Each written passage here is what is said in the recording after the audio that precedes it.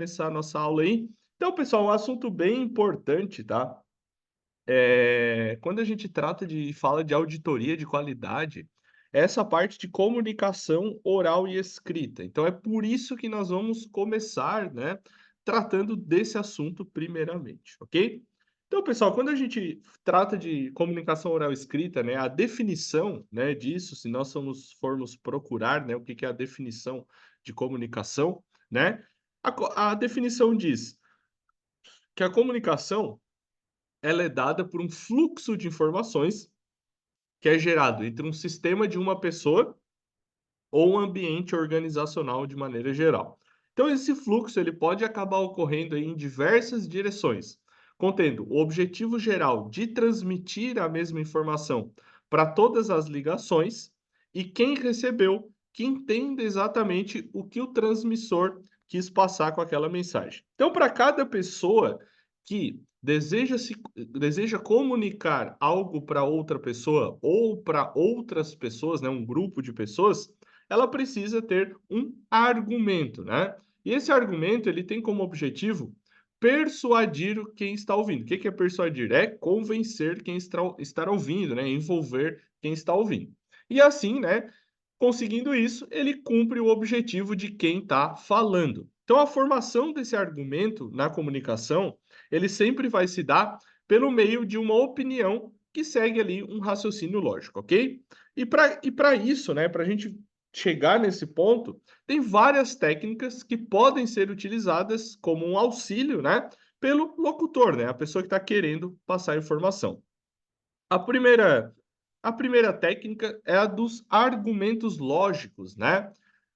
E daí eu trago, em todos os casos, um exemplo, né. Então, por exemplo, no argumento lógico, se um caminhão funciona com óleo diesel, então o caminhão deve ser abastecido com óleo diesel. Ou seja, é lógico que o combustível do caminhão é o diesel. Isso é um argumento lógico, né. Então, se o caminhão funciona com óleo diesel, é óbvio, é lógico, né, que o combustível do caminhão é o diesel. O segundo o segundo a segunda técnica, né, é o argumento baseado na estrutura do real, do que existe, tá. Então, o caminhão vai ser carregado porque a venda já foi realizada, ou seja, o caminhão só será recarregado porque existe uma venda que foi realizada. O que que é o real aqui? O real é a venda que foi realizada. Então o meu argumento é baseado no real, né, na venda que foi realizada, né. Então, o caminhão ele só vai ser carregado porque a venda foi realizada. A terceira técnica são os argumentos que fundamentam a estrutura do real. Por exemplo, o auditor acredita que o processo está correto, ou seja, o seu fundamento é baseado no seu pensamento. Quando eu insiro alguma palavra como o auditor acredita, o auditor pensa, né? Então, tudo que o auditor está fundamentando está baseado no seu pensamento e nos seus conhecimentos, né? Então, aqui, ó, argumentos que fundamentam a estrutura do real, né? Então, vai fundamentar o que o auditor pensa, certo? A quarta técnica é a argumentação por dissociação de noções. Um exemplo, né? O processo melhorou porque o faturamento foi maior. Ou seja, esse argumento foi realizado a partir de um dado, né? Então, quando eu uso a técnica de dissociação de noções, eu tenho que ter algum dado para fundamentar o que eu estou falando, né? Então eu sei que o processo melhorou porque o nosso faturamento foi maior, né? Então eu utilizei os dados de faturamento para dizer que o nosso processo melhorou.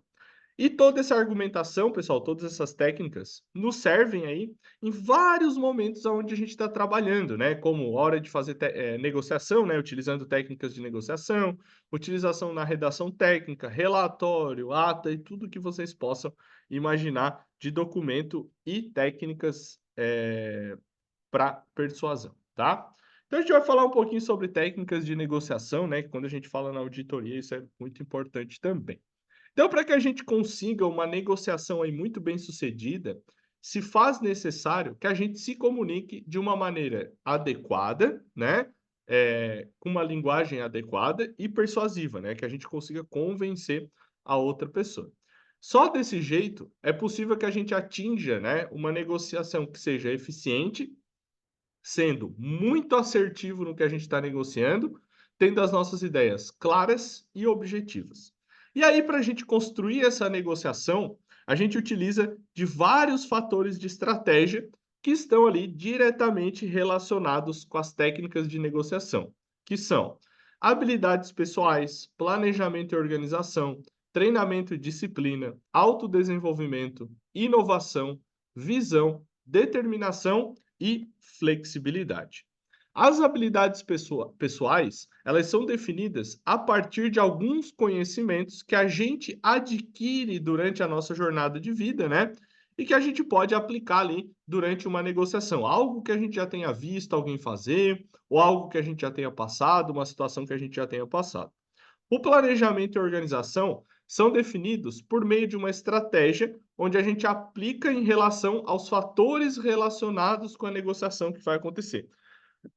Então, o planejamento e a organização, eles nos auxiliam na jornada da negociação, certo? Em como aquela negociação vai acontecer, de que forma vai acontecer, em quanto tempo vai acontecer, tudo isso. O treinamento e disciplina é um fato que é definido com uma grande importância. Por quê? Porque o treinamento é o que vai nos dar um aprimoramento para a gente conseguir realizar a atividade que a gente quer. E a disciplina é o que vai proporcionar esse controle sobre os nossos pensamentos durante a negociação, ok? E o autodesenvolvimento, ele é definido como as responsabilidades que a gente tem que controlar sobre as nossas atitudes que serão, desculpa, determinadas na negociação. Já a inovação, ela define como é que serão exploradas novas ideias durante esse processo de negociação. A visão, ela define a forma como a gente enxerga lá no fim da negociação, né? Ou seja, como é que a gente enxerga o objetivo dessa negociação. A determinação é definida como um fator essencial para a negociação, porque é o poder que a gente vai absorver sobre o objetivo que a gente quer alcançar. E por último, a flexibilidade, né? Quando a gente fala de auditor, isso a gente vai ver em várias webconferências, é muito importante essa parte da flexibilidade, né? Que define o fato onde a gente não pode ser rígido quando a gente vai fazer uma negociação. A gente sempre tem que ter ali o pensamento voltado para algumas imposições, algumas partes da negociação que possam vir a surgir. E aí, pessoal, depois de a gente estudar esses fatores estratégicos aqui que a gente viu, dentro de uma negociação, a gente pode observar as técnicas em si. Então, para ter sucesso nas negociações, existem 5 pontos muito importantes, né? 5 pilares, como doutrina, espaço, tempo, disciplina e comando.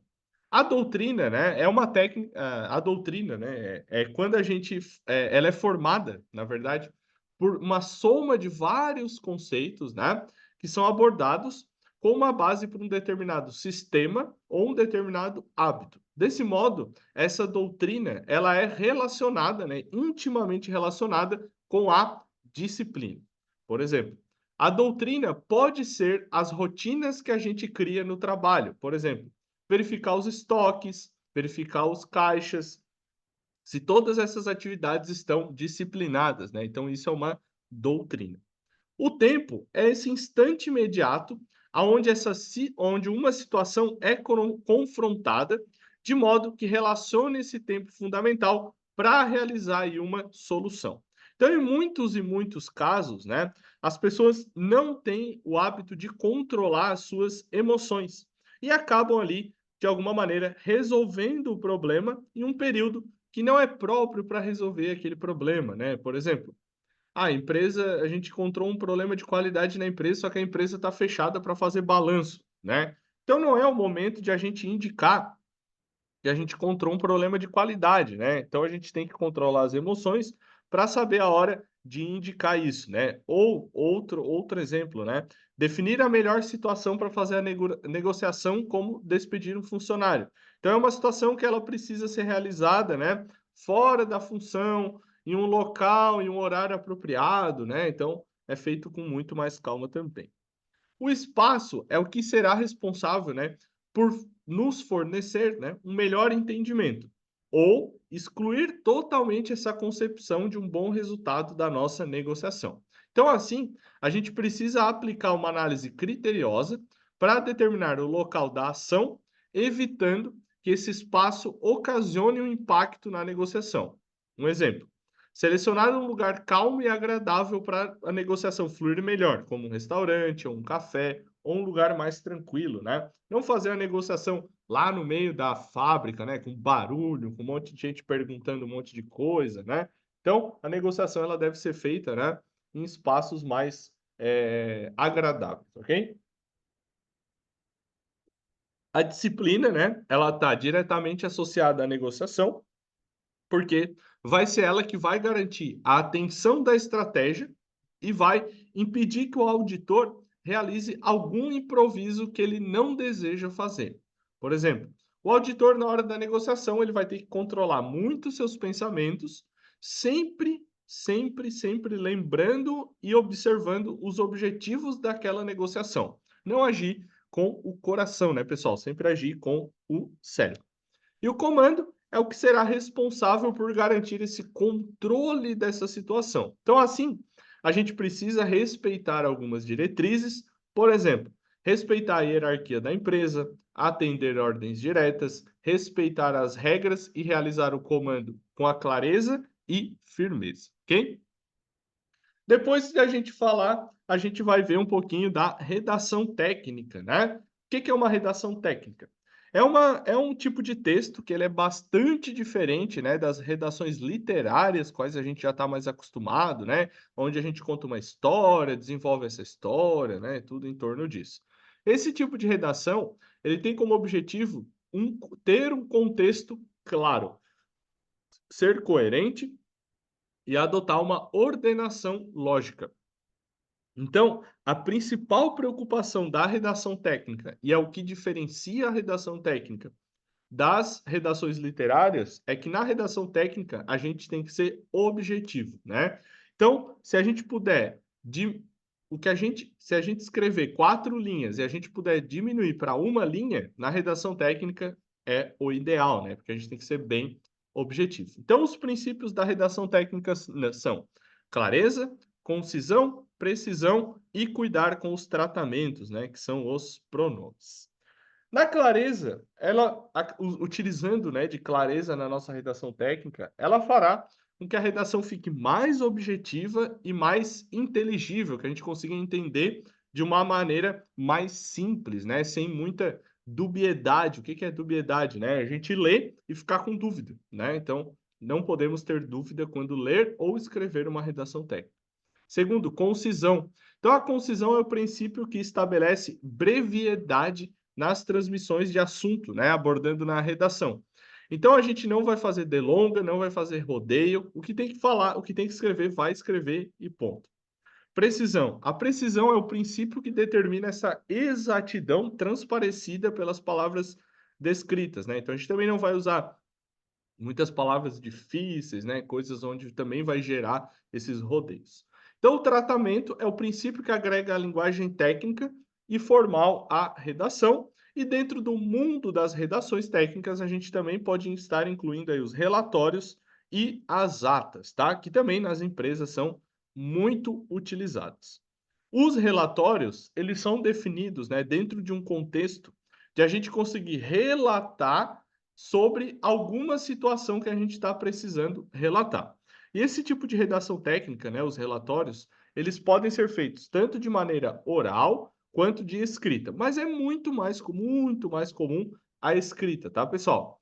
E aqui a gente já não vai ser tão direto quanto, né, nessa redação técnica comum. Aqui, muitas das vezes, a gente vai precisar explicar algumas minuciosidades, né? Algumas coisas pequenas, né? As letras pequenas. Então, esses textos, né? Os relatórios, eles são bastante expositivos, ok? O que isso quer dizer? Vai ter geralmente foto, né, da situação que a gente está relatando, vai ter relato de mais de uma pessoa, tem tudo isso, ok? E a gente pode ter ainda nesse tipo de texto uma característica narrativa, descritiva ou crítica, ok? A ideia é a gente tem 6 tipos basicamente de relatório, né?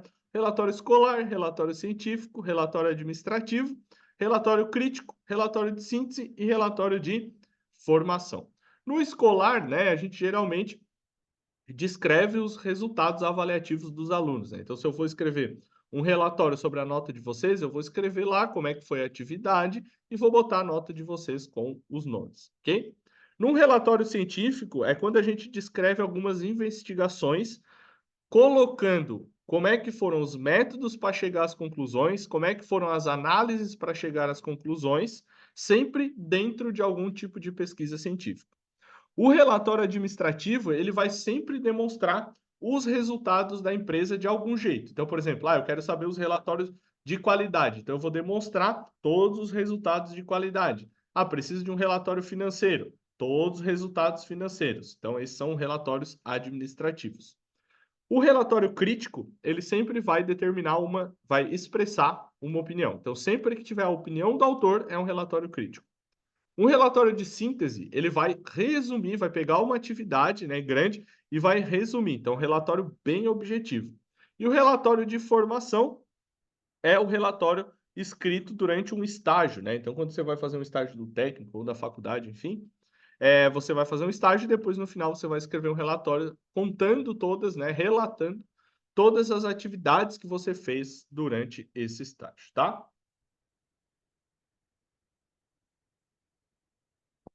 Já o último documento, né, são as atas, né? Então, as atas são textos, né, onde a gente utiliza em reuniões, assembleias, conferências, né? Então, a gente utiliza bastante atas nesse ponto, né? O maior objetivo da ata é a gente conseguir realizar esse registro de todas as informações que foram relacionadas de um debate entre pessoas. Então, como é que funciona? Tem uma pessoa que fica lá na reunião, né? E ela vai anotando tudo que as pessoas falaram, né? No final dessa reunião, né? Essa ata é transcrita para o computador e mandado para todas as pessoas que estavam na reunião, ou se tem mais pessoas que necessitam ter essa ata também recebe, tá? E aí, nas principais características da ata, a gente tem, primeiro, redação técnica, né? Então, podem ter certificados, procurações, relatórios e outros textos técnicos, linguagem formal, né? Então, vai agregar o uso de palavras mais elegantes, né? Polifonia textual, que é a reprodução de várias vozes e sons em um texto. Texto com valor jurídico, né? Então, a ata é um texto que, Tá, vou né? salvar aqui então. Depois eu vou passar uma lista de exercícios, aí depois tu pode me mandar essas aí e a da lista de exercícios por e-mail ou lá pelo Ava, tá bom? Tá. Eu só vi Pode no ser? bloco de nota, eu não sabia no Word, não. Beleza, então. Depois coloca no Word, então, pode ser? Pode ser.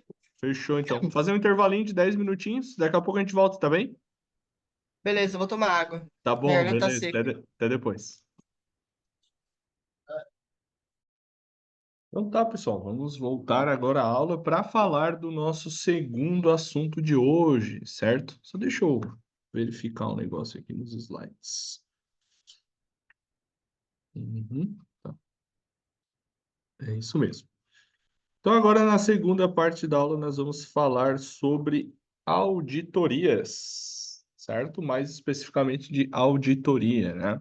Então, o que que é uma auditoria, né? A auditoria é uma avaliação que ela é planejada e documentada.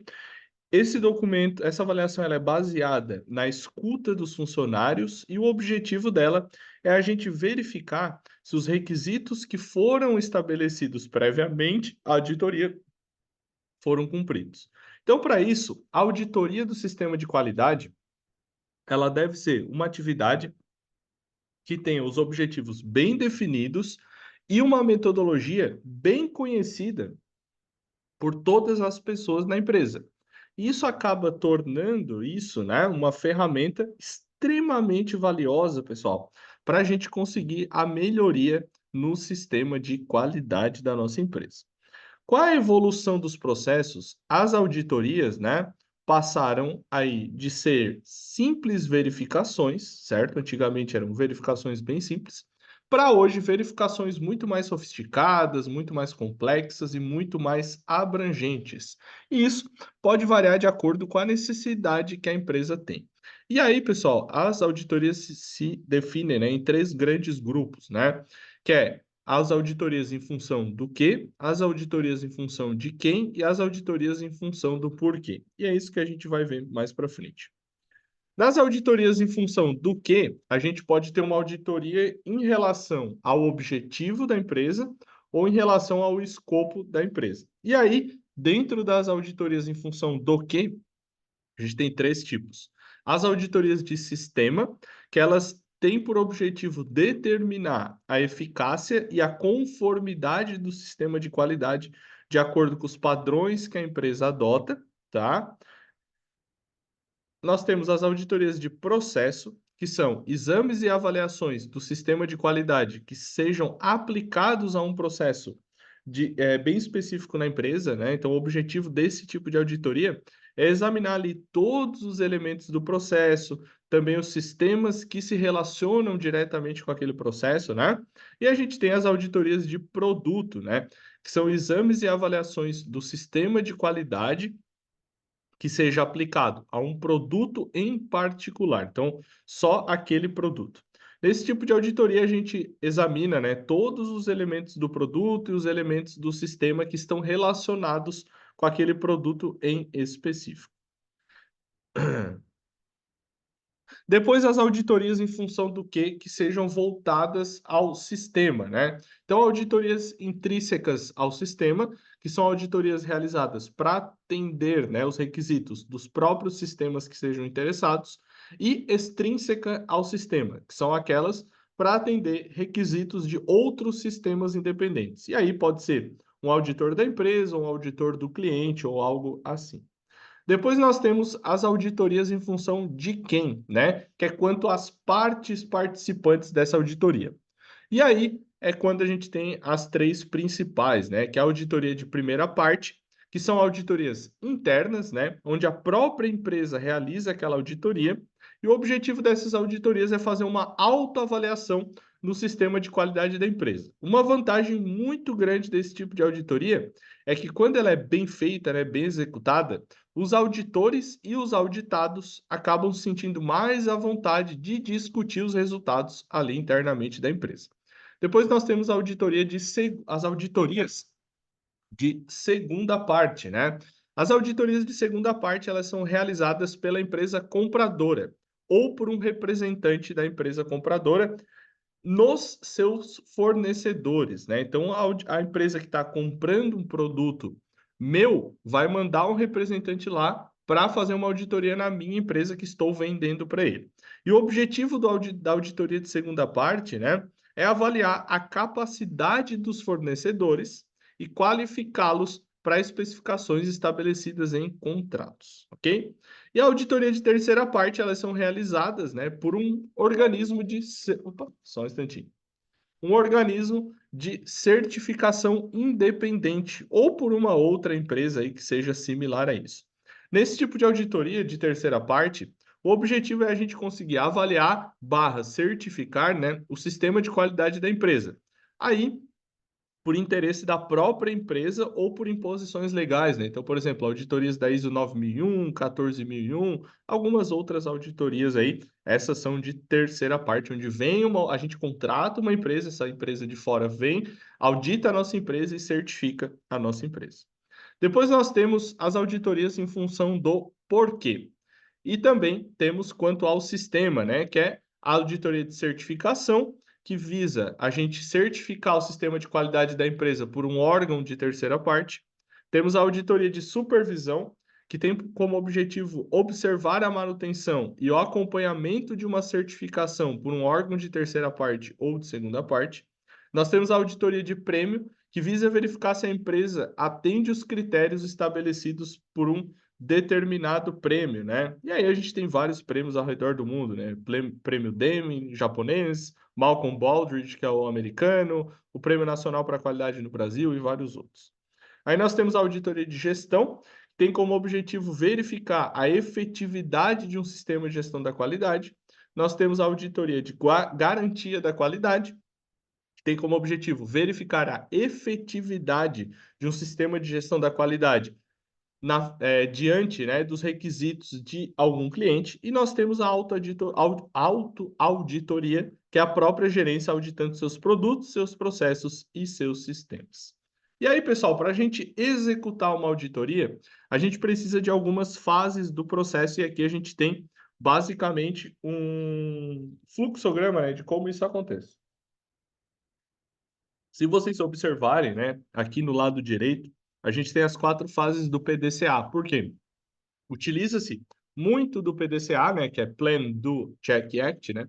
Utiliza-se muito do PDCA nesse processo de auditoria, né? Então, na fase de planejamento, a gente vai estabelecer os objetivos do programa de auditoria, né? E estabelecer o programa de auditoria. Então, a gente vai estabelecer o gestor do programa de auditoria, quais são os papéis dele, quais são as responsabilidades, quais são as competências, vai estabelecer a extensão até onde vai esse programa de auditoria, vai identificar e avaliar os riscos desse programa de auditoria, vai estabelecer os procedimentos da auditoria e identificar quais são os recursos para realizar essa auditoria. Na fase de execução, é onde a gente vai implementar esse programa de auditoria. Então, a gente vai definir os objetivos, escopo e critério para a auditoria, vai selecionar o método de auditoria, vai selecionar os membros do time de auditoria, definir responsabilidades para um determinado auditor da equipe, né, que vai ser o auditor líder, gerenciar os resultados do programa de auditoria e gerenciar e manter os registros desse programa de auditoria que foi aplicado. Na parte de verificação, a gente vai monitorar esse programa de auditoria. Por quê? A gente precisa monitorar para, conforme os resultados dessa auditoria forem sendo verificados, né? Aliás, forem sendo coletados, a gente precisa verificar se faz sentido com o que a gente, né, estabeleceu lá na fase de planejamento, né? Que é o que a gente espera, né? E por último, né, a parte de agir, né? Revisar, aprimorar o programa de auditoria, que é o quê? O que não deu certo, a gente vai aprimorar e aplicar de novo essa auditoria ou numa nova auditoria, beleza? E essas fases que a gente viu ali anteriormente, elas são denominadas, né, de ciclo de vida da auditoria. E nenhuma dessas fases pode ser deixada de lado, pessoal, tá? Por vocês que são a equipe de auditoria. Então, para o processo de auditoria, cada membro do time, das pessoas que vão fazer essa auditoria, né, tem a sua responsabilidade definida. Então, por exemplo, as normas da família ISO 9000 incorporam, né, essas diretrizes para a realização das auditorias, e nessas normas a gente tem todos os desdobramentos, né, das responsabilidades, ok? Por exemplo, a gente tem aqui do lado uma tabelinha que fala um pouco, né, sobre essas responsabilidades. Então, por exemplo, programar a auditoria. O membro responsável é o cliente interessado, e onde é executado é lá na empresa do cliente. Já preparar a auditoria, planejar detalhadamente, conduzir e avaliar a auditoria e preparar o relatório para o cliente, já é da parte do auditor ou da equipe que auditou lá na empresa, ok? E todas essas fases executadas na empresa do auditor ou na empresa auditada. Depois, a parte de analisar criticamente os resultados, quem faz é o nosso cliente, e faz lá na empresa dele. Depois, empreender ações corretivas, quem faz? O auditado, né? A empresa que foi auditada lá na empresa auditada. E acompanhar a eficácia dessas ações corretivas é feita pelo auditor ou pela equipe do auditor na empresa auditada, ok? Então, pessoal, por isso que é fundamental para que essa auditoria seja adequada e que seja elaborado um planejamento que seja detalhado, e nesse planejamento a gente vai ter que ter todos os objetivos, o escopo, né, que é o detalhamento de todas as atividades e a frequência com que essa auditoria vai ser realizada. Então, essa etapa ela é extremamente importante. Por quê? A alocação de recursos, sejam recursos financeiros ou recursos humanos, né?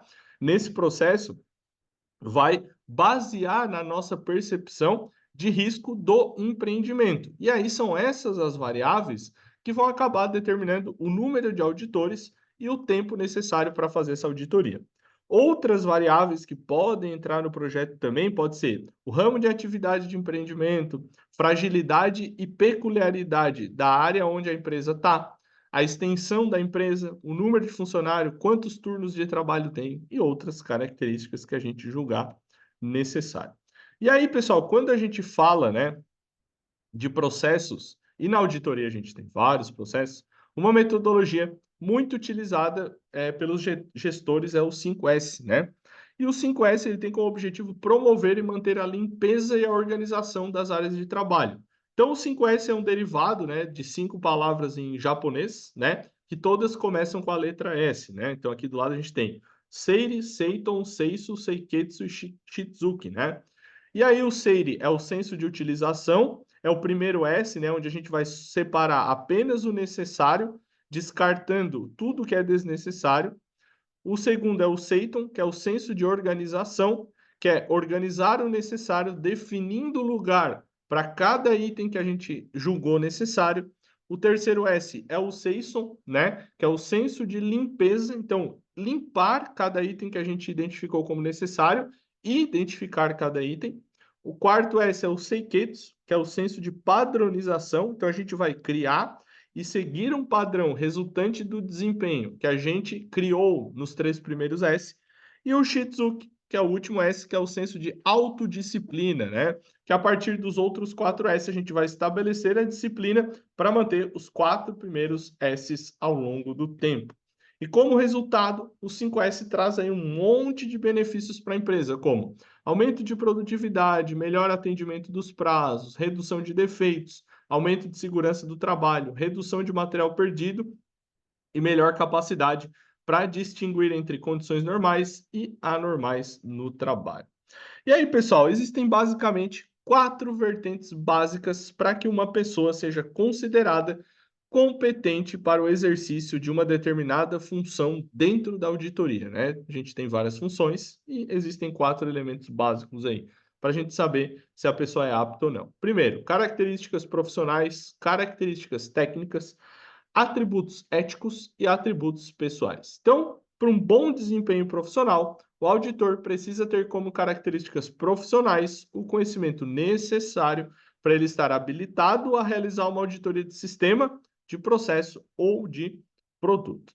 Como características técnicas, um bom auditor, ele precisa demonstrar que ele tem a competência necessária para estar ali utilizando todos os métodos e todas as técnicas de auditoria. Ele também precisa ter ali alguma experiência profissional comprovada em áreas de trabalho que acabem fornecendo para ele uma certa bagagem cultural e uma certa vivência para o tratamento de assuntos que ele vai lidar lá na auditoria, né? E a experiência técnica necessária, ela só pode ser adquirida por meio de treinamentos, estágios de acompanhamento como observador em auditorias e a atuação periódica como membro de alguma equipe de auditoria. Então, auditar representa a arte de a gente saber escutar, e saber escutar é considerado um elemento chave para o auditor. Então, um bom auditor tem que ter alguns atributos pessoais, como ter a mente aberta e ter a capacidade de reconhecer e valorizar diferentes formas de estar atingindo o seu objetivo. Então, o auditor, ele precisa estabelecer uma posição de apoio ao auditado, em vez de simplesmente deixar ele com problemas insolúveis, né, sem solução, a serem resolvidos. Então, para as empresas, a auditoria é uma consequência de um sistema ou de um processo.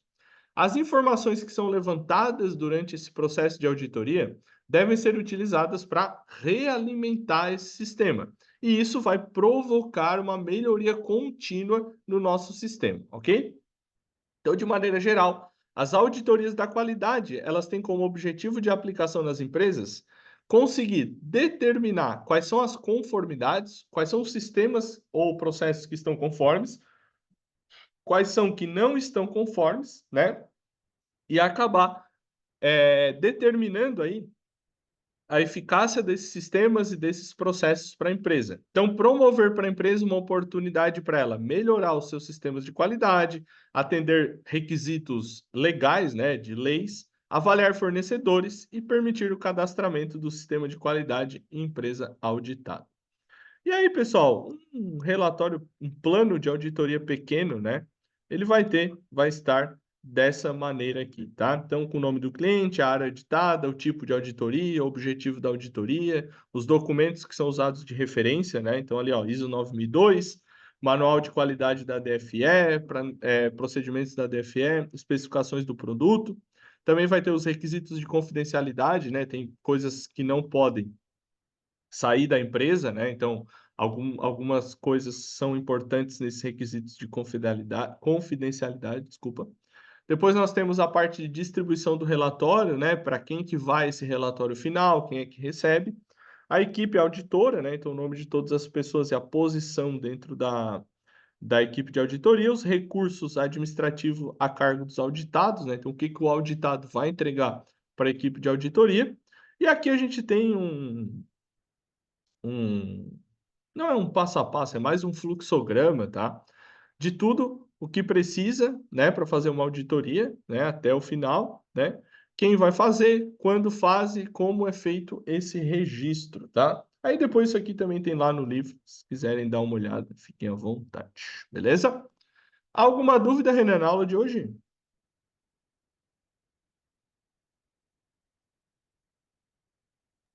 Bom, não, mas eu Não? gostei bastante da aula. Show de bola, cara. Show de bola. Então, só Foi te incrível. lembrando, tá? Que depois eu vou colocar lá no Avo, vou avisar os colegas, né, da lista de exercícios, daí você pode mandar as respostas para mim. Só que dessa vez eu quero que você faça a lista de exercícios com o que você viu aqui na aula, tá? Pode ser? Você fazer a lista de exercícios que eu vi na Isso. aula? Não, não. Eu vou botar lá no Ava, tá? Mas com coisas que você aprendeu. Tipo, faz a leitura e escreve com as suas palavras, pode ser? Bom, eu não sei como eu vou lidar com isso, mas eu posso tentar aprender. Tá bom? Beleza, então. Daí na próxima aula a gente corrige, pode ser?